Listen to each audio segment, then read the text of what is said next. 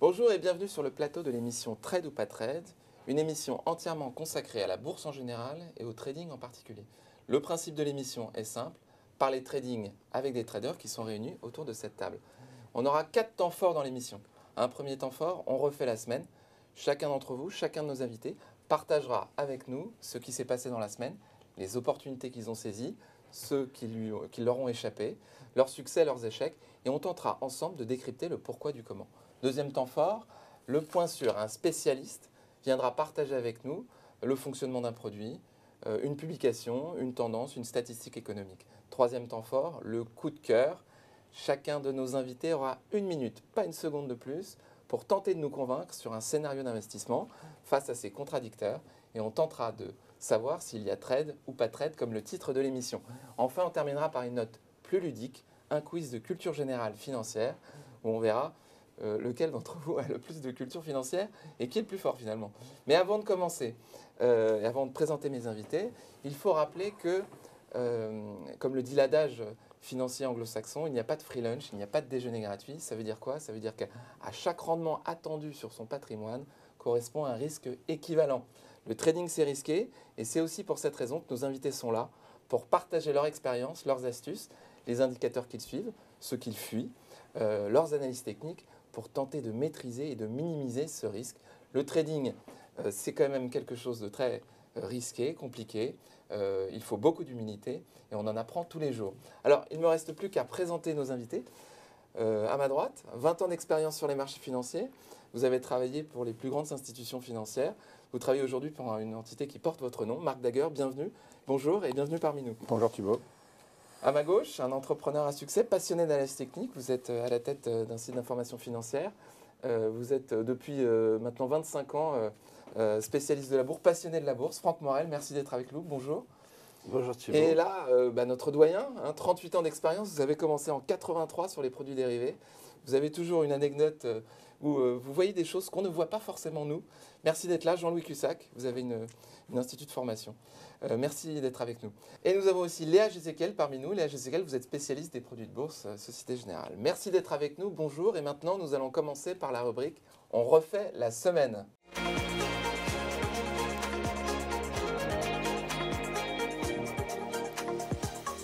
Alors Jean-Louis, je m'adresse à vous. Vous êtes intéressé cette semaine à une entreprise qui s'appelle Esker, qui est spécialiste de la transformation digitale des entreprises et qui finalement répond à la question comment se passer du papier en 2022. C'est un peu ça? Oui, oui, tout à fait. C'est un éditeur de logiciel. Alors, j'ai essayé de trouver des valeurs, si vous voulez, qui sont sur des niveaux bas, qui donc ont un potentiel de rebond technique important. Maintenant, si Esker reste autour des 200 euros après avoir fait plus de 300, il faut dire qu'elle a été très chèrement payée à un certain moment. On peut même se poser la question, mais pourquoi la payer si cher? Donc elle est encore payée assez cher. Mais c'est vrai qu'elle offre, par rapport au fait qu'elle stabilise maintenant depuis plusieurs jours, voire même peut-être 15 jours, 3 semaines, elle offre un potentiel de rebond intéressant, mais il n'y a pas, si vous voulez, actuellement, un signal qui nous dit qu'elle va démarrer. Oui, elle dérive horizontalement. Et nous, ce qu'on attend en tant que trader, c'est le bon timing, si vous voulez, le bon moment pour entrer. Alors souvent, on procède de la manière suivante. Si on croit en la valeur, on en achète un petit peu maintenant. Et on complète son achat au moment où elle amorce une hausse de son cours.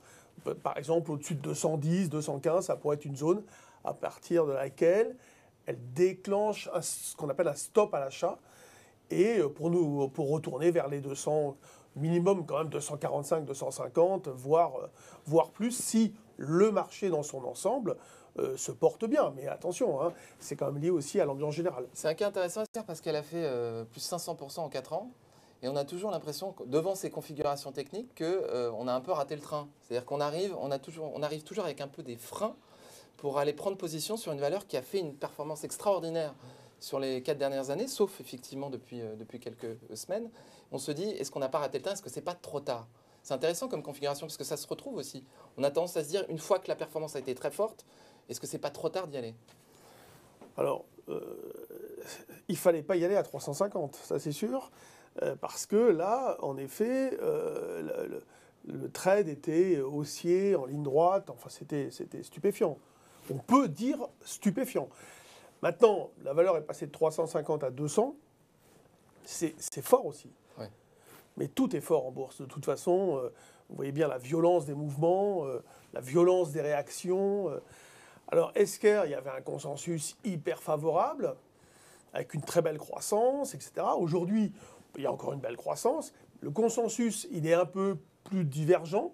Enfin, il n'y a pas justement de consensus. Les avis sont un peu plus divergents. Mais quand même, 350, 200, les contrats qu'ils ont passés encore ces derniers temps. Non, c'est un dossier qui est un peu mis de côté, qui a déçu là, ces derniers temps. Psychologiquement, ça n'invite pas à y aller. Je vous dis, elle dérive sans rien faire de particulier. Elle a même pas rebondi par rapport au fait que le marché est repassé de 5008 à 6006, vous vous rendez compte? Donc, vous y voyez un potentiel? Moi, j'y vois un potentiel. Et c'est le genre de valeur, je vous dis, market timing d'un côté, niveau intéressant de l'autre, ben, on commence à en acheter un petit peu. On n'est pas obligé de faire une ligne complète à ce niveau de prix. Très bien, entendu. Franck, cette semaine, vous êtes intéressé à une autre valeur, un gros classique de la cote, parce que généralement, vous dénichez des petites pépites, mais là, on est sur un grand classique, une valeur de rendement. Rémi Cointreau, qui reste sur une performance de 40% sur ses niveaux de pré-pandémie. C'est quand même pas mal pour une valeur de rendement. Vous avez pris position là-dessus? En fait, le Rémi Cointreau, ça fait partie de ces belles valeurs de croissance qui, en plus, sont dans des secteurs non cycliques. Or, les secteurs non cycliques, c'est les secteurs qui ne sont pas affectés par les cycles économiques et encore plus par les tensions géopolitiques actuelles. Et quand on cherche des bonnes valeurs cycliques aujourd'hui en France, c'est extrêmement compliqué de trouver des sociétés de croissance, même en Europe, plus largement. On tombe souvent sur les secteurs comme l'agroalimentaire, les télécoms, mais ce sont souvent des business matures, très solides, mais où en même temps les perspectives de développement sont faibles. Or, Rémi Cointreau, on a un double positionnement sur l'alcool, et l'alcool continue à couler dans les phases de stress et de tension comme celle qu'on vit actuellement. Donc ça fait typiquement partie de ces business qui ne subissent pas les cycles et qui en même temps ont un positionnement haut de gamme avec leur cognac et le champagne. Et ce positionnement haut de gamme et aussi un excellent hedge, une excellente protection contre l'inflation avec le pricing power, puisque typiquement tout ce qui est luxe, tout ce qui est cher est encore plus cher quand l'inflation est là. Donc on a une protection liée au secteur et à la thématique du moment en investissant dans du Rémi Cointreau. On a eu un bon flux de nouvelles, on dit news flow en anglais, un bon flux de nouvelles à la fin du mois dernier avec Leonardo DiCaprio qui a pris une participation dans une des marques de champagne du groupe. Pourtant, l'action n'a pas forcément bougé. Vous pensez que c'est un peu de la news people qui ne fait pas bouger le marché? Comment interpréter ça? Je pense que le marché a considéré que c'était un coup de com', mais que si on regarde de plus près le projet, on n'est pas à l'abri de voir naître dans les années qui viennent un pur player du champagne hyper super haut de gamme, puisque en gros l'idée c'est de produire du champagne plus que bio. Tout est alimenté en solaire, il n'y a aucun engrais, enfin le positionnement pur, comme si on remontait 300 ans en arrière pour faire du champagne. Et donc je pense que ça va prendre la marque Telmont de champagne qui appartient donc à Rémi Cointreau, dans laquelle Leonardo DiCaprio prend une participation. Ils veulent la positionner comme du super haut de gamme. À suivre donc. Et c'est une petite partie du business, mais ça peut être aussi un relais pour la suite. Très bien, à suivre. On va sortir de la côte parisienne et on va s'intéresser maintenant aux matières premières et plus particulièrement aux métaux précieux. Avec Marc, je vous suis depuis des années. L'argent, c'est quelque chose qui revient souvent dans vos recommandations. Je commencerai par une question. Pourquoi l'argent plutôt que l'or? Oui, tout à fait. Alors d'abord, avant de répondre à pourquoi l'argent plutôt que l'or, pourquoi les métaux précieux à ce moment-là, on le sait, on était dans un contexte tendu géopolitique et ce sont des valeurs, ce qu'on appelle des valeurs refuges, des valeurs sur lesquelles les investisseurs ont tendance à se ruer parfois lorsque on a des tensions qui interviennent sur le marché indice action, quelles que soient d'ailleurs les raisons de ces tensions. D'une part. Maintenant, il faut être très clair. Moi, j'étais là dans une optique de trading, comme vous l'avez dit au début, le trading, il faut faire attention. C'est-à-dire que ce n'est pas du tout une optique de long terme. L'or et l'argent sont dans des phases de consolidation depuis à peu près l'été 2020, donc ça fait maintenant longtemps. L'argent a trouvé un support à peu près autour des 22 $, qui était un support très solide sur lequel il a rebondi. Et puis par la suite, c'était une façon de se couvrir un peu contre les tensions sur le marché. Maintenant, pourquoi l'argent plutôt que l'or? Ce sont deux métaux sur lesquels le côté refuge peut se retrouver et très souvent corrélé. Maintenant, l'or, s'il est plus solide que l'argent globalement, d'ailleurs il est même revenu sur ses plus hauts historiques, alors que l'argent, lui, a encore un peu de rattrapage à faire par rapport à ça. Mais dans les moments, ce que j'ai surtout remarqué, c'est que dans ces moments-là, c'est-à-dire les moments où il y avait un directionnel clair sur les métaux précieux, l'argent était toujours un petit peu plus volatile et pouvait profiter d'un petit peu plus de performance que l'or, et c'est pour cette raison qu'on a choisi l'argent. Plus de volatilité donc. Oui, mais très sérieusement, ça aurait très bien pu être de l'or de façon quasi identique, mais pour répondre à votre question, c'est uniquement par rapport à cette petit écart de volatilité qu'on s'est positionné plutôt sur l'argent. Maintenant, on est sorti, parce que l'argent avait entamé une phase de consolidation, et sur les produits sur lesquels nous, on peut se positionner, on a eu un gain très conséquent en quelques semaines, donc c'était vraiment une stratégie de couverture. Voilà. Merci infiniment. Maintenant, on va passer à la rubrique Le Point Sur.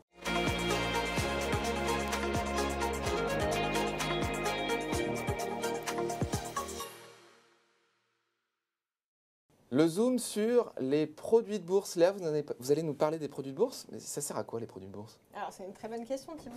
On va rappeler déjà un peu notre métier à Société Générale Produits de Bourse. Donc nous, on est émetteur de produits, c'est-à-dire pour faire très simple pour les néophytes qui nous écoutent, on est fabricant. Et donc une fois qu'on a fabriqué nos produits, ils vont être négociables chez un courtier par exemple, comme Boursorama pour les particuliers avertis. On s'adresse à des investisseurs particuliers qui ont une certaine expérience des marchés et qui ont les connaissances nécessaires pour trader des produits de bourse.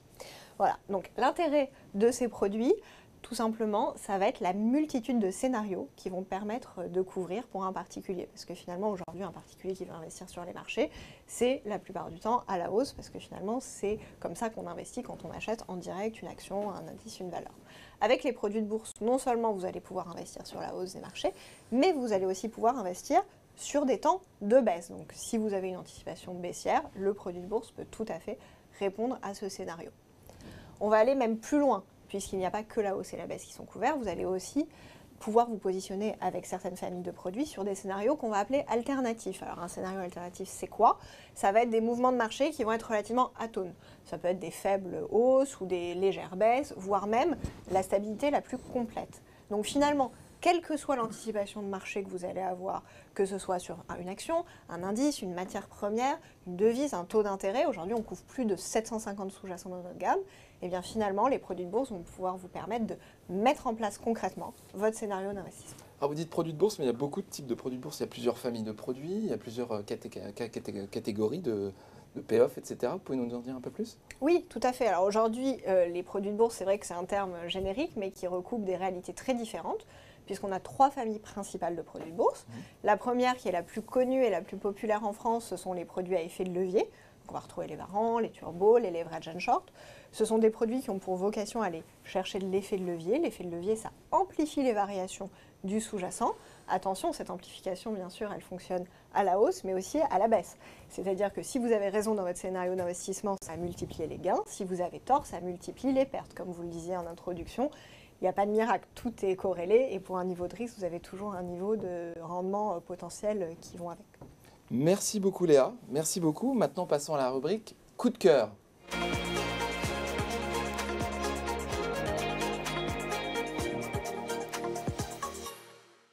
Coup de cœur. Jean-Louis, c'est vous qui allez commencer avec Imerys. Imerys, c'est le leader mondial de l'extraction et de la transformation de minerais, pour la construction, pour un certain nombre d'industries, pour la transformation des métaux. Je vous rappelle le principe, vous avez 1 minute pour convaincre nos deux traders en face de vous, l'un à côté, l'un en face, et on va déterminer ensemble si c'est trade ou pas trade. On va mettre le chronomètre, et je vous dis top. 1, 2, 3, c'est parti. Alors Imerys, c'est une société qui est très ancienne, 1880. Alors, comme tous les coups de cœur, parfois ça va très vite. Le problème, c'est que le titre a fortement rebondi depuis quelques jours. Il est passé de 33 à plus de 40. Donc l'idée, ça serait de le racheter sur des replis, notamment vers la zone 34. Voilà, tout simplement. Moi, je rentre à l'achat sur la valeur. Il y a de très belles perspectives. Il y a un rendement qui n'est pas négligeable, qui est de 3% environ. Il y a une croissance espérée importante. Donc voilà, tout simplement, il y a un niveau de prix qui semble un socle fort autour de 33-34. On y est allé déjà, on y est retourné au pire de la crise récente, on est allé chercher 32, vous voyez, donc elle a bien résisté. Et surtout, on a un consensus qui se renforce à l'achat sur la valeur. Donc les perspectives sont intéressantes. On peut espérer aller chercher en partant de 33, 34, 45, 50. Top, Pas de la problème. minute est passée. Merci Jean-Louis. Alors, Franck, Marc, trade ou pas trade? Sur repli. Sur repli, on est tous d'accord. Sur repli, pourquoi sur repli? Parce que le timing serait meilleur. Certainement. Vous trouvez que c'est un peu cher là? Ah oui. Bah, en fait, on est sur des niveaux en ce moment marché, et on est presque en fin de rebond, donc on attend tous un pullback, probablement qu'il ne viendra pas, mais on a l'impression qu'acheter maintenant, on est à peu près au milieu du range. En gros, les objectifs sont aussi éloignés que les stops, donc le timing est compliqué, donc c'est pour ça que sur repli, je suis tout à fait d'accord avec la thématique et la valeur, mais sur repli uniquement. Marc? Oui, je suis assez d'accord sur le trade. Je rejoins ce que Franck a dit, à savoir qu'on attend parfois des pullbacks qui n'arrivent pas, et c'est la question de tous les traders. Est-ce qu'il faut prendre le train en marche ou attendre justement un repli qui n'aura jamais lieu et voir le train partir? Là-dessus, je suivrai Jean-Louis. Je pense que quitte à avoir peut-être un prix d'entrée un peu plus élevé, si le train démarre vraiment, c'est un peu l'optique. Voilà. Après, ça sera à chacun de voir en fonction de son... On rappelle son pullback, profil. c'est repli, tout simplement. Terme C'est anglais. correction du mouvement précédent. Correction du mouvement précédent. Très bien. Merci beaucoup Jean-Louis. Maintenant, on va passer à Franck Morel. Franck Morel, vous allez nous parler de LVMH qui reste sur une année un peu stable, après avoir été multiplié par 3 pendant 3 ans, sur 3 ans, entre 2019, sur 2 ans, entre 2019 et 2021. Vous avez une minute, on va mettre le chrono. Vous êtes prêts? Est-ce que vous êtes prêts? Je suis prêt. Très bien. On y va, top, c'est parti. Donc j'ai choisi de vous parler de LVMH. Donc LVMH, c'est simple, c'est 10% de croissance par an. Chiffre d'affaires, 10%, 10%, 10%, 10% en permanence. Donc il y a eu un accident évidemment en 2001 avec le Covid, mais l'année 2021 a rattrapé les 10% qu'elle aurait dû faire de croissance qu'elle n'a pas faite. C'est le rouleau compresseur. Plutôt que d'acheter un ETF, on peut acheter un LVMH et on mise sur toute la thématique du luxe puisqu'on est investi dans à peu près tous les business liés au luxe et sur la terre entière. Donc c'est aujourd'hui... Pour moi, c'est un must-have, c'est vraiment la société à avoir en portefeuille qui offre des perspectives et une internationalisation de son business. Donc, on a aussi fortement rebondi depuis quelques semaines. Donc, idéalement, acheter sur repli. Mais avec l'analyse technique, on sait identifier souvent les niveaux importants. La question, c'est toujours de savoir si ils vont tenir ou casser. Je pense que typiquement, tout ce qui est lié au luxe et LVMH en particulier, dès qu'on revient sur des niveaux support, il faut payer. Parce que, à mon avis, la tendance pour le luxe en général et le pricing power qui va avec dans le contexte qu'on connaît va être porteur pour les prochains mois. Magnifique, vous êtes arrêté à 60 secondes précisément. Alors Jean-Louis, Marc, est-ce que vous acceptez, est-ce que vous adhérez à ce raisonnement? Tout le monde est d'accord, c'est pas très drôle. Donc vous êtes d'accord, Jean-Louis, vous êtes d'accord avec cette analyse? Oui, non, mais bien sûr. Bon, quand tu as parlé d'ETF, je suppose que indiciel.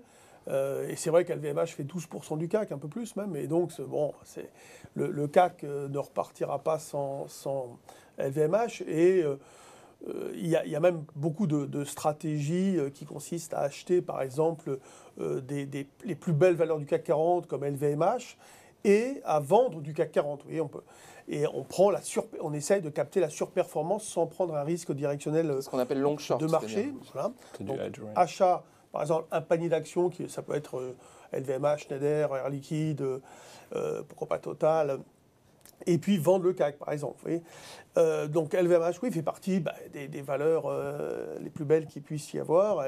Elle est dans l'Eurostoxx, elle pèse très lourd aussi dans l'Eurostoxx, plus de 5%. Et parmi le luxe, il y a Hermès qui est pas très cher aussi. Vous pouvez regarder. Elle est en retard, Hermès. Bon, voilà, c'est une petite parenthèse, mais LVMH, OK. Marc?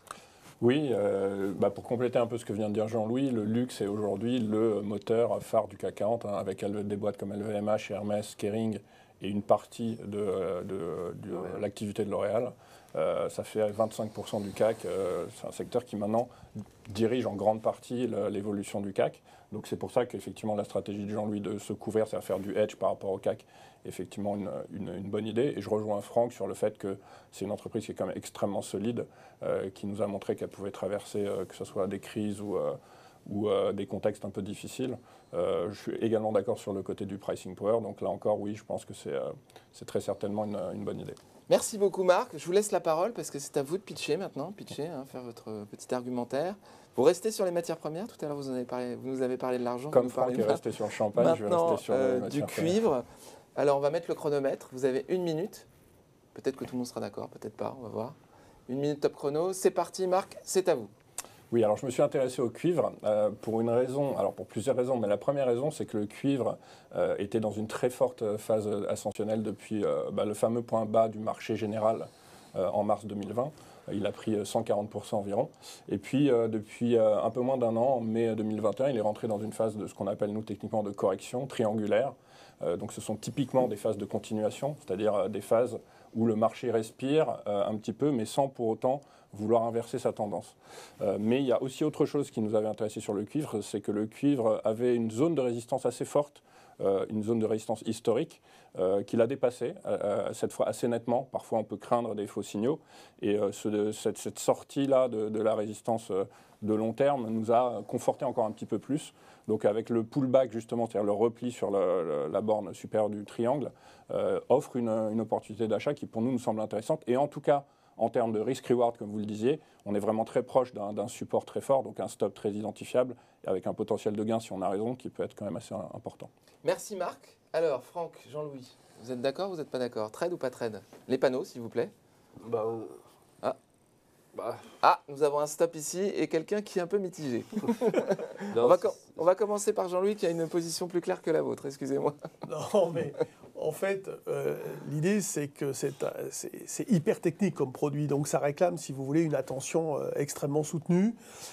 Donc, Marc, lui, derrière le produit, il va réagir très rapidement. Mais est-ce que c'est un investissement qu'on peut recommander ou proposer à des particuliers qui vont avoir une approche moins agressive? Après, si c'est une approche court terme, oui, des produits de bourse, ça peut fonctionner. Oui, mais à court terme, si à court terme, ça dévisse. Oui, c'est vrai. Donc, je trouve que voilà, c'est un petit peu agressif comme produit, enfin comme support. Et c'est pas forcément, si vous voulez, l'orientation qui va me gêner, non, parce que c'est vrai que Marc a raison, l'orientation semble intéressante, mais on a une volatilité là-dessus extrêmement forte. Vous pouvez diviser par 2, enfin ça peut aller très vite. Donc voilà, c'est pas trop adapté, j'ai l'impression, si vous voulez, à la cible. Vous n'êtes pas forcément familier du sous-jacent aussi, non, peut-être. Non, c'est vrai. Vous êtes plus pure action, mais c'est intéressant. Non, mais je regarde les pétroles. pétroles. Non, mais bien sûr. Franck, vous êtes coup-ci, coup-ça. Sur le sous-jacent, dans tous les métaux industriels, en ce moment, c'est effectivement très porteur. Nous, on préfère l'aluminium parmi tous ces métaux. Et puis après, pour ce qui est de la stratégie, je dirais que j'y vais, mais j'ai peur. Donc, voilà. avec des petits montants. Voilà, avec des petits montants. Très bien, merci à vous tous. Maintenant, on va passer à la rubrique quiz.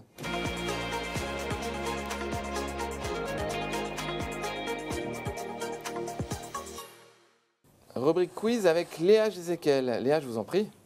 Alors aujourd'hui, je sais que vous avez tous hâte de cette rubrique du quiz et d'avoir un petit peu de compétition à la fin de cette émission. Aujourd'hui, on va parler des biais cognitifs. Alors, qu'est-ce que c'est qu'un biais cognitif? C'est en fait le distorsion dans le traitement d'une information qu'on va faire à cause de biais psychologiques qu'on peut tous avoir. Donc, une déviation systématique de la pensée. Première question, on y va. La finance comportementale. Alors, excusez-moi, avant de commencer cette première question, je rappelle les règles du jeu. On ne buzz pas avant que toutes les réponses possibles aient été énoncées. Je compte. Voilà, typiquement, ça, on ne le fait pas. On attend la fin des énoncés pour buzzer, même si vous avez la bonne réponse. Donc, la finance comportementale a été officiellement reconnue en 2002 avec la remise d'un prix Nobel. À qui ce prix Nobel a-t-il été remis? Réponse A, Paul Samuelson et Milton Friedman. Réponse 2, Michael Johnson. Réponse 3, Daniel Kahneman. Non, on attend. Réponse 4, Joseph Stiglitz et Michael Spence. Bon, j'aurais tendance à dire Marc Daguerre parce que c'est Oui, le seul il qui a a pas respecté triché. la consigne. Les deux Ah, autres, je vous crois êtes qu'il avait punis. 3. moi. Marc, Moi, j'aurais dit Daniel Kahneman. Et là, c'est une bonne réponse, Marc. Effectivement, la finance comportementale, elle est née il y a plus de 40 ans, mais elle a été reconnue en 2000, elle a été popularisée en 2000 et reconnue officiellement avec cette remise du prix Nobel. Franck, vous n'aviez pas la bonne réponse, visiblement. Je suis contente de ne pas avoir été sélectionnée. Alors, 1 point pour Marc et 0 pour Jean-Louis et Franck. Alors, on passe à la question numéro 2.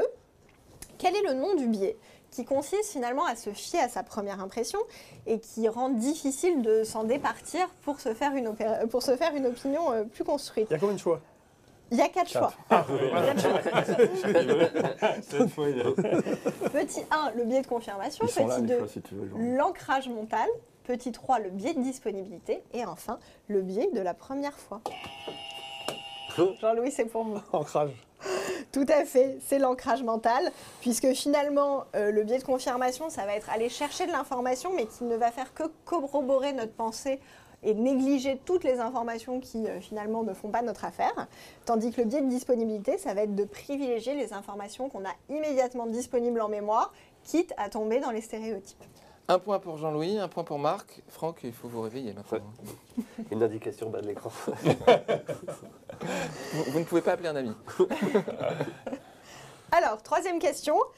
Qu'est-ce que l'effet de disposition? Oups. Première réponse, avoir l'illusion de contrôler le marché et de planifier des investissements. Petit 2, agir comme les autres et prendre exactement les mêmes décisions. Petit 3, ne se fier qu'à ses propres anticipations de marché. Ou petit 4, vendre trop tôt des titres en hausse et conserver trop longtemps des titres en baisse. À vos buzzers. Ouh là là. Et il regarde dans mon dos. Bah, parce que c'est- ah, ben voilà, c'est ça que je Alors, cherchais. vos réponses, est-ce que quelqu'un buzz Hein. Est-ce que quelqu'un buzz? Tentez votre chance. Allez, Marc, je vais tenter la 1, avoir l'illusion de contrôler le marché par élimination et de planifier des investissements. Et non. Quelqu'un veut tenter sa chance après Marc? Par élimination, vous avez une probabilité plus importante de réussite. allez, allez. Allez-y. Allez, réponse A. 4. 4, Jean-Louis, c'est bon, vous l'avez. Oui, C'est ça, mais c'est non. ça l'effet Bravo, de Jean-Louis. disposition. J'hésitais, mais... On vend trop tôt la hausse Oui. et on garde trop la baisse. Évidemment. Attendez, on écoute Léa. Oui, l'excès de confiance, c'est la numéro 1. C'est j'ai l'impression que je contrôle le marché, que je suis surpuissant. Tandis que la réponse numéro 2, c'est l'instinct grégaire, l'effet moutonnier, où on va finalement ne faire que comme les autres parce qu'on pense que la majorité a raison. 2 points pour Jean-Louis, 1 point pour Marc, 0 pour Franck Morel. Pression. Quatrième question. Parmi les biais suivants que je vais évoquer, lequel n'est pas cognitif? Petit 1, l'illusion de navigation. Petit 2, le coût irrécupérable. Petit 3, la mémoire sélective. Et enfin, petit 4, le biais rétrospectif. 2. C'est A, alors. C'est le moment, Mais là. franchement, le coup est Marc. récupéré. J'aurais dit le biais rétrospectif. Ah non, Bon, c'est bah, Franck, c'est c'est une le A. chance sur 2. Écoutez, je n'en ai aucune idée. c'est le Que A. les choses soient claires. Réponse 1. C'est bien, Franck. Eh oui. Bravo. Bah, c'était l'un ou l'autre, mais On bon, applaudit Franck. le coup est Alors, récupérable. l'illusion de navigation est une pure invention de notre part. Ah, Peut-être en d'accord. marine, ça existe, mais pas en trading. On va commencer par le coût irrécupérable. C'est le fait qu'on va conserver une position même mauvaise, tout simplement parce qu'on a mis notre argent dessus. Donc, au Et- même titre qu'un meuble qu'on aurait qui nous plaît plus, mais qu'on garde parce qu'il est à nous et qu'on lui attribue plus de valeur du fait de notre possession. Et le coût irrécupérable en trading, c'est ça, c'est de donner trop de valeur juste parce qu'on l'a. C'est le tant que c'est pas vendu, c'est pas Bah, perdu. c'est un peu hein. comme c'est ça. l'ancrage, quoi. Un petit peu différent. Alors, la mémoire sélective, c'est Bon, le fait ça, c'est sûr d'oublier ou de faire semblant de faire fi des mauvaises périodes sur un scénario de marché. Et en dernier, le biais rétrospectif, c'est de surestimer a posteriori l'analyse qu'on avait à l'instant T d'une situation. Très bien, alors on Dernière a question, 2 messieurs. points, 1 point, 1 point. Ça va se jouer maintenant. Léa, je vous en prie. Quel est le nom du biais qui consiste à conserver les mêmes positions trop longtemps et à délaisser les opportunités de négociation? Première réponse, l'excès de confiance. Deuxième réponse, l'effet de halo. Troisième, l'aversion à la dépossession. Et quatrième réponse, le statu quo. J'aurais tendance à être l'excès de confiance. Le statu quo. Non. Bonne réponse, Franck. Effectivement, c'est le statu quo, puisque l'excès de confiance, on en a parlé, c'est la surestimation de ses capacités. L'effet de halo, c'est le fait que quand on s'est forgé une opinion, même sur de bons critères, qui est positive, ensuite ça a tendance à irradier tout autour de cette thématique et on n'arrive plus à se refaire une opinion, à la réactualiser finalement. Et enfin, l'aversion à la dépossession, c'est la même chose que ce qu'on a évoqué tout à l'heure, le fait de donner trop de valeur à ce qu'on possède. Merci beaucoup Léa. Est-ce que vous autres traders, vous expérimentez ces biais cognitifs? Est-ce que ça vous arrive de vous dire « Ah, là j'ai mal agi, je me suis fait prendre par mon biais ». Inconsciemment, probablement. Je ne saurais pas donner un nom sur tous les passages par lesquels je suis passé, mais oui, effectivement, avec le recul, des fois on essaie d'analyser nos décisions, nos réactions. Et nous, c'est pour ça aussi que chez Zone Bourse, on a essayé d'encadrer tout ça au maximum avec des process pour réduire justement le discrétionnaire, les décisions. On les prend, mais à l'intérieur d'un entonnoir de titres qui ont été présélectionnés préalablement, automatiquement. Jean-Louis, avec 38 ans de trading, vous avez dû expérimenter quelques petites choses comme ça, non? Oui. Je pense qu'à ça d'ailleurs. Au biais cognitif, c'est l'ennemi du trader, si vous voulez. On dit qu'on ne peut pas échapper au biais cognitif. Même si on a conscience de tout ce que ça va nous faire de mauvais, il y aurait une solution qui consisterait à aller chercher la contradiction à ce qu'on pense systématiquement en s'adressant par exemple à quelqu'un d'autre, à une foule de personnes ou à des gens, à quelqu'un d'autre en tout cas. Voilà, c'est des techniques qui permettent, nous par exemple sur le forum, je dis toujours, voilà, vous pensez quelque chose, vous êtes force de proposition, vous venez chercher la contradiction à ce que vous pensez. C'est oui, c'est non, ou c'est je ne sais pas, je ne peux pas me prononcer, mais il y a quelqu'un qui va dire d'une manière objective, oui, non, bof, entre guillemets. Eh ben, c'est exactement ce qu'on va tenter de faire dans cette émission. Merci beaucoup d'avoir été parmi nous et à la prochaine fois.